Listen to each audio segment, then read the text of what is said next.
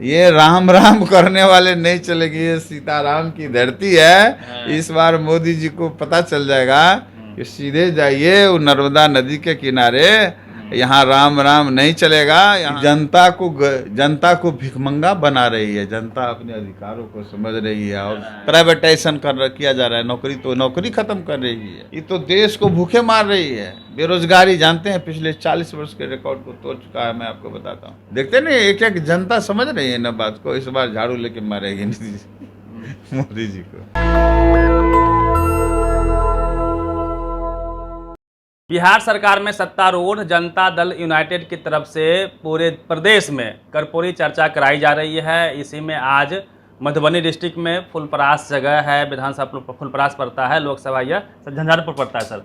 यहाँ पे कर्पूरी चर्चा आज आयोजित की गई, उसमें अध्यक्षता कर रहे थे शैलेंद्र मंडल जी, जो प्रदेश महासचिव भी हैं जदयू में। सर, कार्यक्रम का क्या उद्देश्य है? पूरे बिहार में आप लोग कर्पूरी चर्चा करवा रहे हैं। आज कर्पूरी चर्चा का कार्यक्रम था, इसकी अध्यक्षता सत्येंद्र कामत जी की, और इसमें जिलाध्यक्ष हैं और उमेश कुशवाहा जी, कर्पूरी ठाकुर जी के सुपुत्र श्री रामनाथ ठाकुर जी और तमाम रामविलास कामत जी, सब लोग, गुंजेश्वर शाह जी, सब लोग आए थे। पूर्व मंत्री बहुत सारे लोग थे, तो सब लोग आए और बहुत सफल कार्यक्रम रहा है। क्या मैसेज देना चाह रहे हैं सर समाज में? कर्पूरी जी को क्यों याद कर रहे हैं आप लोग? अम्बेडकर चर्चा भी हुई, क्या लगता है कि जो 21वीं सदी है, फूले पेरियार अम्बेडकर की सदी होने वाली है, उनके बात किए बिना सत्ता संभव नहीं है। अब भाजपा भी प्रो ओबीसी राजनीति कर रही है, 27 ओबीसी मिनिस्टर क्लेम करती है, SC ST राष्ट्रपति उन्होंने दिया है। क्या लगता है कि अब ओबीसी का वोट लिए बिना सत्ता पे काबिज होना मुश्किल है? क्या इस ओर ध्यान है, या साथ में क्या समाज को जागरूक कर रहे हैं आप लोग? फिर से एक मंडल की जो राजनीति रही है बिहार में, तो क्या वो जो अति पिछड़ा आरक्षण को लेके जो बातें होती रही है, क्या उसको लोग, उस मैसेज को लोगों तक पहुंचाना है? बिल्कुल। जो इंडिया गठबंधन बना है, इंडिया गठबंधन जो देश में जो राजनीति चल रही है, संविधान पर खतरा है, लोकतंत्र पर खतरा है, इतिहास पर खतरा है।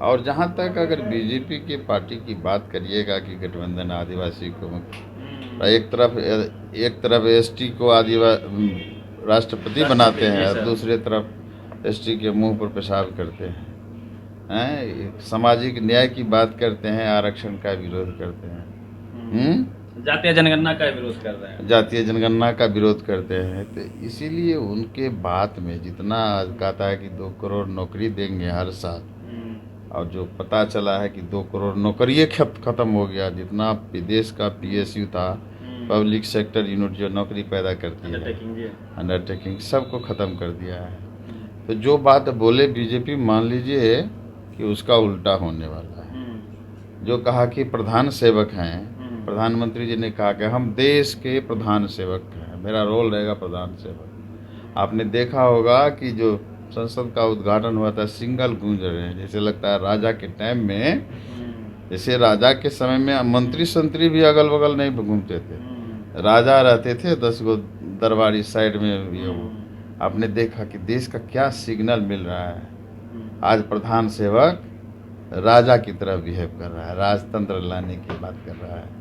और जो जिस तरीके से काम पूरे देश में हो रहा है, सभी दलों के साथ, सोचिए इंडिया गठबंधन बना है, ऐसा कैसे हो सकता है कि देश की लगभग सारी पार्टियां, जो विचारधारा वाली पार्टी है, चाहे कांग्रेस हो और बाकी पार्टियां, हाँ, जो बड़ी पार्टियां हैं विचारधाराओं की, 2-3 है ना, एक कहते हैं ना, एक लेफ्ट पार्टी कहते हैं, कांग्रेस पार्टी कहते हैं, है ना, और फिर समाजवादी पार्टी है, सारे लोग कांग्रेस, लेफ्ट और समाजवादी। इन लोगों का जनसंख्या का तो कोई रोल नहीं था, न देश के निर्माण में और न देश के आंदोलन में, कहीं नहीं था। ये लोग कौन? जो जनसंघी लोग हैं, जो जनसंघी लोग थे, जो RSS के लोग थे, इन लोगों का हम लोग नहीं मानते हैं कि देश निर्माण में इनका कोई योगदान रहा है, देश के आंदोलन में कोई योगदान रहा है। हम लोग गांधी और एक तरफ गोडसे को आदर्श मानने वाले लोग, कहाँ थे ये लोग? और जो देश में चल रहा है ये धर्म की राजनीति के नाम पर, हिंदू मुसलमान, आप लोग तो अब सोचिए ना, इंडिया गठबंधन का यहाँ तक हो गया है कि देश के जो प्रमुख चैनल है उसमें 14 लोगों को लिस्ट किया गया कि अगर इनका हाँ, इसी में कार्यक्रम आ रहा होगा। था कि आप लोग को मीडिया से क्या तकलीफ हो गई? बिल्कुल बहुत तकलीफ हो गई है। मीडिया सिर्फ टॉपिक जो चूज करती है वो सिर्फ धर्म आधारित टॉपिक चूज करती है कि लोग इसी में धर्म में ले रहे, हिंदू मुसलमान पाकिस्तान इसी सब में उलझे रहे, जो देश में गरीबी और भुखमरी और बेरोजगारी की समस्या है। भाजपा कह रही है आप लोकतंत्र का गला घोंट रहे हैं, चौथा स्तंभ है मीडिया, आप उसी को बैन कर रहे हैं, इमरजेंसी की याद दिला रहे हैं आप लोग। अगर जब लोकतंत्र का ऐसा जो ऐसे ऐसे एंकर सब रहेंगे जो लोकतंत्र के छद्म रूप धारण कर करके और मीडिया में प्रवेश करके लोकतंत्र ही नहीं हत्या ही नहीं, वो तो इतना बड़ा जघन्य अपराध कर रहे हैं, तो ऐसे लोगों के लिए तो यही बहुत कम है। क्या ये सब तो नेशनलिस्ट राष्ट्रवादी मीडिया है सर, खुद को राष्ट्रवादी सनातनी कहते हैं। अब फिर सनातनी या राष्ट्रवादी में मत उलाइए, ये लोग तो क्या है, पीछे में झाड़ू लगाने वाले हैं, मुंह पर पेशाब करने वाले लोग हैं, शिक्षा से वंचित करने वाले लोग हैं, आरक्षण के विरोध करने वाले लोग हैं, विशेष राज्य का दर्जा नहीं देने वाले लोग हैं। ये लोग तो सब देश का पैसा ले जा रहा है एक जगह गुजरात, 3 संजोग से 4, 2 बिजनेसमैन, 2 कॉरपोरेट और 2 ये नेता, पूरे देश के नेताओं को भरमा रहा है। पूरे जो भारत का गुजरात छोड़ करके बाकी जो प्रदेश हैं सबके साथ इंजस्टिस हुआ है। आज महाराष्ट्र के साथ इंजस्टिस हुआ है कि जो पहले आर्थिक राजधानी महाराष्ट्र बम्बई हुआ करती थी, आज कुछ दिनों में बाद दिखेगा कि आर्थिक राजधानी गुजरात अहमदाबाद हो जाएगी। ये गुजरात में जानते हैं इतना इंजस्टिस है कि ये लोग तो देश में आग लगाने वाला काम करेगा। अगर सर आपके पास क्या काट है मीडिया का? मीडिया आपके साथ नहीं है, आप जैसे बता रहे हैं, उनकी वैचारिक सहमति है बीजेपी के साथ में कास्ट को लेके, साथ में जो हिंदू मुस्लिम के खेल में वो फ्रंट पे रहती है, ये सब का कुछ काट है आप लोग के पास क्या? जातीय जनगणना हिंदू मुस्लिम के काट के तौर पे आप लोग ला रहे हैं? काट ही तो है, हर एक चीज का काट, उसका नाम है बिहार। गांधी जी आए बिहार में, यहाँ हर चीज का दवा है। ये जनतंत्र की जननी है, लोकतंत्र की जननी है वैशाली, यही है, यही सभी धर्मों का है ना। यहीं से गंगा भी गुजरती है, जमुना भी गुजरती है। ये तो समझ लीजिए ना आप, देश में जब कभी भी कोई मतलब ये संकट आया है, बिहार सबसे आगे रह करके, चाहे वो लोकतंत्र पर मतलब खतरा हो तो यहीं पर जेपी पैदा लिए, यही बिहार है, जेपी को साथ अभी सर चर्चा आप लोग कर रहे पैदा लिए है ना, यही चंपारण है। हर चीज की चर्चा है ना, धर्म के लीजिए, गुरु सिख धर्म से लेकर के बुद्ध जैन हिंदू सब, बिहार तैयार है मोदी जी को हराने के लिए।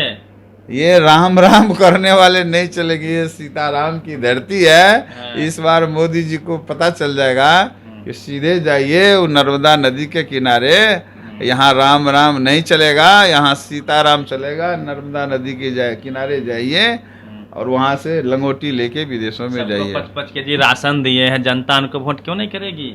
200 रुपया कम कर दिए गैस में सर। जनता को भिखमंगा बना रही है, जनता अपने अधिकारों को समझ रही है। और बिहार की जनता है ना, ये भिखमंगा कभी, बिहार स्वाभिमानी है, कमा के खाना जानती है, देश नहीं विदेशों में जाके कमा के खाती। अभी आप लोग कह रहे थे कि आरक्षण खत्म कर रहे हैं मोदी जी, कैसे खत्म कर रहे हैं आरक्षण? कैसे आरक्षण? देख ही रहे ना कि जो आरक्षण है, जब आरक्षण खत्म करने के लिए तो आप तो देख ही रहे कितने साजिशें चल रही है, प्राइवेट किया जा रहा है, प्राइवेटाइजेशन किया जा रहा है, नौकरी खत्म कर रही है। ये तो देश को भूखे मार रही है। बेरोजगारी जानते हैं पिछले 40 वर्ष के रिकॉर्ड को तोड़ चुका है, मैं आपको बताता हूँ। तो मीडिया को आप बैने कर दिए, कौन दिखाएगा आपकी बात को?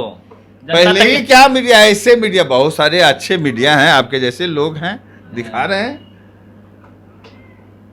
ना। आपको तो जनता तक जाना पड़ जाएगा ना, इसीलिए चलो जनता की ओर चलो, गांव की ओर चलो, हम लोग सबके पास है। देखते नहीं एक एक जनता समझ रही है ना बात को। इस बार झाड़ू लेके मारेगी मोदी जी को। चलिए, तो शैलेंद्र मंडल जी थे और जिस प्रकार से यहाँ पे कार्यक्रम हुआ है, हजारों की तादाद में लोग यहाँ पे मौजूद थे। लगातार कर्पूरी जी ने कितना काम किया था मुंगेरी लाल कमीशन को लागू करके, जब पहली बार देश में अति पिछड़ा और पिछड़ा ओबीसी वर्ग को आरक्षण देने का काम किया था मंडल कमीशन से पहले। उसकी लगातार चर्चा हुई है, होती रही है और होती भी रहेगी। जैसा उनका मीन्स जो शोषित वंचित समाज था उसके लिए उन्होंने जो काम किया था, हर एक काम को गिनाया जा रहा था, बताया जा रहा था। और 21वीं सदी को कहीं ना कहीं फूले पेरियार अंबेडकर की सदी मानी जाती है। उनके बात किए बिना सत्ता पे काबिज रहना संभव नहीं है। ये शायद मोदी जी को भी समझ में बातें आ रही है, इसलिए वो ओबीसी खुद को क्लेम करते हैं, 27 ओबीसी मिनिस्टर का क्लेम करते हैं, एससी एसटी प्रेसिडेंट देने का बात करते हैं। लेकिन साथ में ये भी है, जनता ये भी समझ रही है कि जो आरक्षण है प्राइवेट सेक्टर में आउटसोर्सिंग के तहत जो कर्मचारियों का चयन होती है, उसमें आरक्षण रोस्टर का कोई पालन नहीं है, कोई नियम नहीं है, उससे आरक्षण भी खत्म हो रहा। इस पे भी क्या जनता ध्यान देगी? 24 को लेके आपके मन में क्या है? क्या मोदी जी वापस आ रहे हैं या फिर जो इंडिया टीम बनी है वह सक्सेस करेगी? पूरी बातचीत पे अपनी प्रतिक्रिया दीजिए। रवि मेहता, नेशनल दस्तक, पटना। नेशनल दस्तक की आपसे गुजारिश है कि अगर इसको बचाना चाहते हैं तो नेशनल दस्तक को सब्सक्राइब करने के लिए रेड कलर के सब्सक्राइब बटन को दबाएं, फिर बेल आइकन की घंटी दबाएं। नेशनल दस्तक को बचाने के लिए बहुत जरूरी है कि हर खबर को शेयर करें, लाइक करें, कमेंट जरूर करें।